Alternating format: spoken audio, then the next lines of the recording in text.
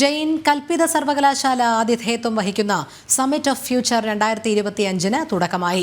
ഉച്ചകോടി വ്യവസായ വകുപ്പ് മന്ത്രി പി രാജീവ് ഉദ്ഘാടനം ചെയ്തു. ജെയിൻ കൽപ്പിത സർവകലാശാലയുടെ നേതൃത്വത്തിൽ ഇങ്ങനെയൊരു ഉച്ചകോടി സംഘടിപ്പിച്ചതിൽ സന്തോഷമെന്ന് പി രാജീവ് പറഞ്ഞു. കാക്കനാട് കിൻഫ്ര കൺവെൻഷൻ ഹാളിൽ നടന്ന ഉദ്ഘാടന ചടങ്ങിൽ ജനപ്രതിനിധികൾ, വ്യവസായ പ്രമുഖർ, ഗവേഷകർ, വിദ്യാർത്ഥികൾ തുടങ്ങിയവർ പങ്കെടുത്തു. അക്കാദമിക് താൽപര്യമുള്ളവർക്കും വിനോദപ്രേമികൾക്കും ആവശ്യമുള്ളതെല്ലാം ഉൾപ്പെടുത്തി വിഭാവനം ചെയ്ത ഉച്ചകോടിക്കാണ് കൊച്ചിയിൽ തുടക്കമായത്. മന്ത്രി പി രാജീവ് ഉദ്ഘാടനം ചെയ്തതോടെയാണ് 8 ദിനരാത്രങ്ങൾ നീണ്ടു നിൽക്കുന്ന ആഘോഷങ്ങൾക്ക് തുടക്കമായത്. ജെയിൻ കൽപ്പിത സർവകലാശാലയുടെ നേതൃത്വത്തിൽ ഇങ്ങനെയൊരു ഉച്ചകോടി സംഘടിപ്പിച്ചതിൽ സന്തോഷമുണ്ടെന്ന് പി രാജീവ് പറഞ്ഞു.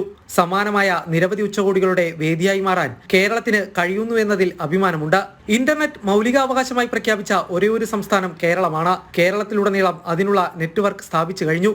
അതുപോലെ ബാങ്കിംഗ് ഡിജിറ്റലൈസ് ചെയ്ത ഏക സംസ്ഥാനവും കേരളമാണെന്ന് മന്ത്രി അഭിപ്രായപ്പെട്ടു. I hope it is also changing.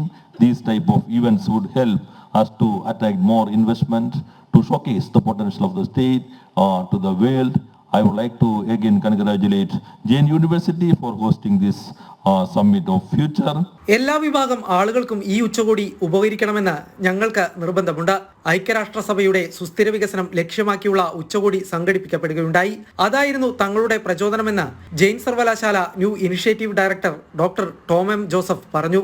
ഒരു യൂണിവേഴ്സിറ്റി എന്ന നിലയിൽ ഞങ്ങളുടെ ഇനിഷ്യേറ്റീവ്, അതായത് ഒരു പീപ്പിൾസ് യൂണിവേഴ്സിറ്റി ബിൽഡ് ചെയ്യുക, അല്ലെങ്കിൽ ഒരു university of the future build ചെയ്യുക എന്ന ഞങ്ങളുടെ ലക്ഷ്യത്തെ മുന്നിൽ കണ്ടുകൊണ്ടാണ്. കേരളത്തിലെ സമ്പദ് വ്യവസ്ഥയെ സ്വാധീനിക്കുകയെന്ന ലക്ഷ്യത്തോടെയാണ് ജെയിൻ സർവകലാശാല കേരളത്തിൽ വന്നിരിക്കുന്നത്.